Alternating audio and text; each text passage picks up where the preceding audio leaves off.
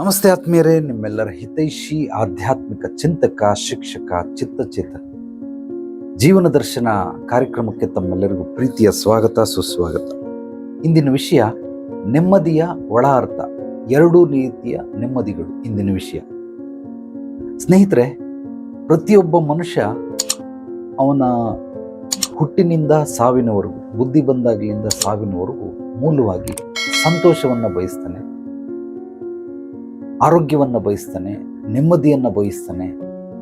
So ಒಬ್ಬೊಬ್ಬರು ಒಂದೊಂದು ಯಶಸ್ಸು, ಕೀರ್ತಿ, ಅಧಿಕಾರ, ಹಣ ಇವೆಲ್ಲವನ್ನ ಬಯಸ್ತಾರೆ. ಅದ್ರ ಮೂಲವಾಗಿ ಮನುಷ್ಯನಿಗೆ ಆರೋಗ್ಯ, ನೆಮ್ಮದಿ, ತೃಪ್ತಿ ಇದು ಬಹಳ ಬಹಳ ಮುಖ್ಯ. ಈ ನೆಮ್ಮದಿಯನ್ನು ಪಡ್ಕೊಳ್ಬೇಕಾದ್ರೆ ನಾವು ಎರಡು ಹಾದಿಗಳಿದೆ ನಮಗೆ. ನಿಸರ್ಗದಲ್ಲಿ ಮಹಾತ್ಮರು, ಪುಣ್ಯಾತ್ಮರು, ಧರ್ಮಾತ್ಮರು ಇವರೆಲ್ಲರೂ ಆಲ್ರೆಡಿ ಹಾದಿಯನ್ನು ಮಾಡಿಬಿಟ್ಟಿದ್ದಾರೆ. ಆ ಹಾದಿಯಲ್ಲಿ ನಾವು ಸಾಗಬಹುದು. ಎರಡು ಹಾದಿಗಳು. ಯಾವುದು ಹಾದಿ? ಮೊದಲನೇ ಹಾದಿ, ನಿಮಗೆ ನಿಜವಾಗ್ಲೂ ನೆಮ್ಮದಿ ಬೇಕು ಅಂದರೆ ಏನೇನೆಲ್ಲ ಹಿಡ್ಕೊಂಡಿದ್ದೀರಾ ಅದನ್ನು ಬಿಟ್ಟುಬಿಡಿ, ನೆಮ್ಮದಿ ಸಿಗುತ್ತೆ. ಉದಾಹರಣೆಗೆ, ನನಗೆ ಅಧಿಕಾರ ಬೇಕು, ಆ ಅಧಿಕಾರನ ಹಿಡ್ಕೊಂಡಿದ್ದೀನಿ, ಖಂಡಿತವಾಗಿ ನೆಮ್ಮದಿ ಸಿಗೋದಿಲ್ಲ ನಿನಗೆ. ಎಲ್ಲಿವರೆಗೂ ಹಿಡ್ಕೊಂಡಿರ್ತೀಯ ಅಧಿಕಾರನ, ಅಲ್ಲಿವರೆಗೂ ನೆಮ್ಮದಿ ಸಿಗೋದಕ್ಕೆ ಸಾಧ್ಯವಿಲ್ಲ. ನನಗೆ ದರ್ಪ ಬೇಕು, ಅದನ್ನು ಹಿಡ್ಕೊಂಡಿರ್ತೀಯ, ನೆಮ್ಮದಿ ಸಿಗೋದಿಲ್ಲ ನಿಮಗೆ. ಅಹಂಕಾರನ ಹಿಡ್ಕೊಂಡಿರ್ತೀಯ, ನೆಮ್ಮದಿ ಸಿಗೋದಿಲ್ಲ ನಿಮಗೆ. ಯಾವುದೋ ಸಂಬಂಧಗಳನ್ನು ಹಿಡ್ಕೊಂಡಿರ್ತೀಯ, ಖಂಡಿತವಾಗಿ ನೆಮ್ಮದಿ ಸಿಗೋದಿಲ್ಲ. ನಾವು ಏನೇನನ್ನ ಹಿಡ್ಕೊಂಡಿರ್ತೀರಿ ಅದನ್ನು ನಾವು ಮೇಂಟೈನ್ ಮಾಡಬೇಕಾಗುತ್ತೆ. ನೆಮ್ಮದಿ ಸಿಗೋದಕ್ಕೆ ಸಾಧ್ಯವೇ ಇಲ್ಲ, ಬಿಟ್ಬಿಡ್ಬೇಕು. ಯಾವಾಗ ಬಿಟ್ಬಿಡ್ತೀರಿ ಆಗ ನಮಗೆ ಅತ್ಯದ್ಭುತವಾದ ನೆಮ್ಮದಿ ಸಿಗುತ್ತೆ. ಇವಾಗ ಹಿಂಗೆ ಹಿಡ್ಕೊಂಡಿದ್ದೀನಿ, ನನಗೆ ನೆಮ್ಮದಿ ಸಿಗಲಿ ಅಂತ ಎಷ್ಟೊತ್ತರೆಗೂ ಹಿಡ್ಕೊಳಕ್ಕಾಗುತ್ತೆ? ಸೊ ಯಾವಾಗ ನಾನು ಸಹಜ ಸ್ಥಿತಿಗೆ ಮರಳೋದಿಲ್ವೋ ಅಲ್ಲಿವರೆಗೂ ನನಗೆ ನೆಮ್ಮದಿ ಇರೋದಕ್ಕೆ ಸಾಧ್ಯವೇ ಇಲ್ಲ. ಇದು ಕೇವಲ ಒಂದು 10 ಗ್ರಾಮ್ ಇರಬಹುದು, ಇದೇ 50 ಗ್ರಾಮ್ ಆಗುತ್ತೆ, 100 ಗ್ರಾಮ್ ಆಗುತ್ತೆ, 500 ಗ್ರಾಮ್ ಆಗುತ್ತೆ, 1 kg ಆಗುತ್ತೆ, 5 kg ಆಗುತ್ತೆ. ಹಿಂಗೆ ಹಿಡ್ಕೊಂಡಿದ್ರೆ ಅದು ತೂಕ ಬೆಳೀತಾನೇ ಇರ್ತದೆ. ಆಗ ನಿಮಗೆ ನೆಮ್ಮದಿ ಸಿಗಲ್ಲ. ಸಹಜವಾಗಿರುತ್ತೆ ಮಾತ್ರ ನಿಮಗೆ ನೆಮ್ಮದಿ ಸಿಗುತ್ತೆ. ಅದರಲ್ಲೂ ಕೂಡ ಏನನ್ನು ಹಿಡ್ಕೊಳ್ಳದೇನೆ ಜೀವನ ಮಾಡುವಂತಹ ಕೆಲವು ಮಂದಿಗಳು, ಅವ್ರಿಗೆ ಮಾತ್ರ ನೆಮ್ಮದಿ ಪ್ರಾಪ್ತಿ. ಇದು ಒಂದು ಹಾದಿ, ಅಂದರೆ ಹಿರಿಯರು ಹೇಳ್ಕೊಟ್ಟಂತಹ ಒಂದು ಹಾದಿ. ಇದರಲ್ಲಿ ನಾವು ನೆಮ್ಮದಿ ಬೇಕು ಅಂದರೆ ಏನನ್ನು ಹಿಡ್ಕೊಳ್ಬಾರ್ದು. ಮಗ ಅನ್ನೋ ಪ್ರೀತಿ, ಮೋಹ, ಮಗಳು ಅನ್ನೋ ಮೋಹ, ಹೆಂಡತಿ ಅನ್ನೋ ಮೋಹ. ಸೊ ಏನೋ ಒಂದ್ರ ಮೇಲೆ ಬಹಳವಾಗಿ ನಾವು ಅವ್ರನ್ನ ನಂಬಿಕೆ ವಿಶ್ವಾಸ ಮಾಡಿ ಗಟ್ಟಿ ಹಿಡ್ಕೊಂಬಿಟ್ಟಿರ್ತೀರಿ. ಆ ಗಟ್ಟಿ ಹಿಡ್ಕೊಂಡಾಗ ಏನು ಮಾಡ್ತೀರಿ, ನಮಗದನ್ನು ನೆಮ್ಮದಿ ಸಿಗುತ್ತೆ. ಅವರಿಂದ ನಮಗೆ ಹರ್ಟ್ ಆಗುತ್ತೆ, ಅವರಿಂದ ನಮಗೆ ಸಾಕಷ್ಟು ಲಾಸ್ ಆಗುತ್ತೆ. ಈ ರೀತಿ ಆದಾಗ ನಮಗೆ ನೆಮ್ಮದಿ ಮಾಂಗಮಾಯ ಆಗ್ಬಿಡುತ್ತೆ. ಇದನ್ನು ಬಿಟ್ಬಿಡಿ. ಅಂದರೆ ನಿಮಗೆ ನೆಮ್ಮದಿ ಬೇಕು ಅಂದರೆ ಹಿಂಗೆ ಹಿಡ್ಕೊಂಡಿರೋದನ್ನ ಬಿಟ್ಬಿಡಿ, ಖಂಡಿತವಾಗಿ ನೆಮ್ಮದಿ ಸಿಗುತ್ತೆ. ಇದು ಮೊದಲನೇ ಹಾದಿ. ಇನ್ನು ಎರಡನೇ ಹಾದಿ, ನಿಜವಾಗಲೂ ನೆಮ್ಮದಿ ಸಿಗಬೇಕು ಅಂದರೆ ಸಾಮಾಜಿಕ ಮೌಲ್ಯಗಳು, ಅಂದರೆ ವಿಶ್ವಪ್ರಜ್ಞೆ ಅಂತ ಕರೀತಾರೆ ಇದನ್ನ. ಈ ವಿಶ್ವಪ್ರಜ್ಞೆ ಅಂದರೆ ನಾನು ಮಾಡುವಂತಹ ಕೆಲಸಗಳು ಸಮಾಜಕ್ಕೆ, ಒಂದಷ್ಟು ವರ್ಗದ ಜನಕ್ಕೆ, ಅಥವಾ ಇಡೀ ಕೆಲವೊಬ್ಬರು ನಾನು ಮಾಡಿರುವಂತಹ ಕೆಲಸಗಳಿಂದ ಅವರಿಗೆ ಅನುಕೂಲಗಳಾದರೆ ಖಂಡಿತವಾಗ್ಲೂ ಇದ್ರ ಮೂಲಕನೂ ನಾವು ನೆಮ್ಮದಿ ತಗೊಳ್ಬಹುದು.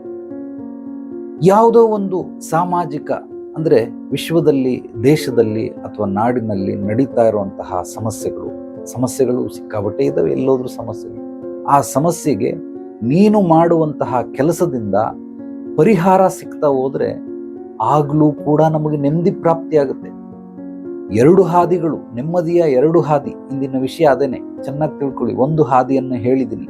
ಮತ್ತೊಂದು ಹಾದಿ, ನಾವು ಸಾಮಾಜಿಕ ಕಳಕಳಿಯನ್ನ ಇಟ್ಕೊಂಡು ನಾವು ಮಾಡುವಂತಹ ಕೆಲಸದಿಂದ ಜನಗಳಿಗೆ ಅದು ಉಪಕಾರ ಆಗ್ತಾ ಇದೆ, ಸಮಾಜಕ್ಕೆ ಅದು ಉಪಕಾರ ಆಗ್ತಾ ಇದೆ, ನಿಸರ್ಗಕ್ಕೆ ಆ ಕೆಲಸದಿಂದ ಉಪಕಾರ ಆಗ್ತಾ ಇದೆ. ಖಂಡಿತವಾಗಲೂ ಇಂಥ ಅತ್ಯದ್ಭುತವಾದಂತಹ ಕ್ರಿಯೆಗಳನ್ನು ಮಾಡುವ ಮೂಲಕ ಕಾರ್ಯೋನ್ಮುಖರಾಗೋದ್ರಿಂದ ಖಂಡಿತವಾಗ್ಲೂ ನಮಗೆ ನೆಮ್ಮದಿ ಪ್ರಾಪ್ತಿಯಾಗುತ್ತೆ. ಉದಾಹರಣೆಗೆ, ಈಗ ಪೆಟ್ರೋಲ್ ಕಾರ್ಗಳು ಮುಂಚೆ ಇತ್ತು. ಆ ಪೆಟ್ರೋಲ್ ಎಲ್ಲ ಭೂಮಿಯಿಂದ ತೆಗೆದು ಎಲ್ಲ ಖಾಲಿ ಆಗ್ತಾ ಇದೆ. ಸೊ ಈಗ ಎಲೆಕ್ಟ್ರಿಕ್ ವೆಹಿಕಲ್ಗಳು ಬಂತು, ಕಾರ್ಗಳು ಬಂತು. ಇನ್ನೊಂದು ಸ್ವಲ್ಪ ದಿವಸ ಮನೆಯಲ್ಲೂ ಕೂಡ ಎಲೆಕ್ಟ್ರಿಕಲ್ಲೇ ಬಳಸುವಂಥ ಎಲ್ಲ ವಸ್ತುಗಳು ಬಂದ್ಬಿಡುತ್ತೆ ಆಟೋಮೆಟಿಕ್ ಆಗಿ. ನಾವು ಆಲ್ರೆಡಿ ಬಂದಿದ್ದೀರಿ, ಬಟ್ ಸಂಪೂರ್ಣವಾಗಿ ಎಲ್ಲವೂ ಕೂಡ ಎಲೆಕ್ಟ್ರಿಕ್ ಎಲ್ಲ ಆಗುತ್ತೆ. ಇದೇನು ಖಂಡಿತವಾಗಲೂ ಸಮಾಜಕ್ಕೊಂದು ಅನುಕೂಲ ಆಯಿತು. ಆ ಗ್ರೀನ್ ಕಲರ್ ಬೋರ್ಡ್ ಕೊಟ್ಟಿರ್ತಾರೆ ಗಾಡಿಗಳಿಗೆ. ಯಾಕೆಂದ್ರೆ ಅದು ಪೊಲ್ಯೂಷನ್ ಮಾಡೋದಿಲ್ಲ. ಪೆಟ್ರೋಲ್ ಆದರೆ ಪೊಲ್ಯೂಷನ್ ಆಗುತ್ತೆ, ಇದು ಪೊಲ್ಯೂಷನ್ ಮಾಡೋದಿಲ್ಲ. ಸಮಾಜಕ್ಕೆ ಇದೊಂದು ಒಳ್ಳೆ ಕೊಡುಗೆ. ಸೊ ಯಾರು ಇದನ್ನ ಕಂಡಿಡ್ದ, ಯಾರು ಇದಕ್ಕೆ ಪ್ರಚೋದನೆ ಮಾಡಿದ್ರು, ಯಾರು ಇದಕ್ಕೆ ಇನ್ವೆಸ್ಟ್ ಮಾಡಿದ್ರು, ಯಾರು ಸಮಾಜಕ್ಕೆ ಹಂಚ್ತಾ ಇದ್ದಾರೆ, ಖಂಡಿತವಾಗ್ಲೂ ಇದೆಲ್ಲ ಸಮಾಜಮುಖಿ ಕೆಲಸಗಳು. ಇದರಿಂದ ಕೂಡ ನಾವು ನೆಮ್ಮದಿಯನ್ನು ತಗೊಳ್ಬಹುದು. ಸೊ ಕೆರೆಯೆಲ್ಲ ಬತ್ತೋಗ್ಬಿಟ್ಟಿದೆ, ಅದಕ್ಕೆ ಹೂಳು ಇಡೋದು ಅಂತಾರೆ. ಸೊ ಕೆರೆಯನ್ನ ಎಲ್ಲ ಏನದು ಮರುಕೃತಿಯನ್ನ ರಚಿಸ್ತಾರೆ. ಕೆರೆಯನ್ನೆಲ್ಲ ನೀರು ಶುದ್ಧ ಮಾಡಿ ಅದಕ್ಕೆ ನೀರು ಬರೋ ಥರ ಶೇಖರಣೆ ಮಾಡೋದಕ್ಕೆ ಏನೇನು ವ್ಯವಸ್ಥೆಗಳು ಬೇಕಾದ್ ಮಾಡ್ತಾರೆ. ಯಾವುದೋ ಹಳೆ ದೇವಸ್ಥಾನ ಎಲ್ಲ ಕಸ ತುಂಬ ಅದನ್ನೆಲ್ಲ ತೊಳೆದು ಕ್ಲೀನ್ ಮಾಡಿ ಮಾಡ್ತಾರೆ. ಸಮಾಜ ಅವಾಗೆಲ್ಲ ಬಂದು ಟೂರಿಸಂ ಡಿಪಾರ್ಟ್ಮೆಂಟ್ ಅವರು ಸೊ ಪುಣ್ಯಕ್ಷೇತ್ರ ಅಂತೇಳಿ ಜನಗಳು ಬರೋದಕ್ಕೆ ಸ್ಟಾರ್ಟ್ ಮಾಡ್ತಾರೆ. ಇದೆಲ್ಲವೂ ಕೂಡ ನಿಮಗೆ ನೆಮ್ಮದಿ ತರುವಂತಹ ಕೆಲಸಗಳು. ಅಂದರೆ ಸಮಾಜಮುಖಿ ಕೆಲಸಗಳು. ವೈಯಕ್ತಿಕವಾಗಿ ನಾನು ನೆಮ್ಮದಿಯಾಗಿರ್ತೀನಿ ಅಂತ ಏನೇನೋ ಕಂತ್ರಿ ಕೆಲಸಗಳನ್ನೆಲ್ಲ ಮಾಡ್ಕೊಂಡು ನೆಮ್ಮದಿ ಅಂತ ಟೈಟಲ್ ಕೊಡ್ತಾರೆ, ಅದಕ್ಕೆ ನಾನು ಹೇಳ್ತಾ ಇಲ್ಲ.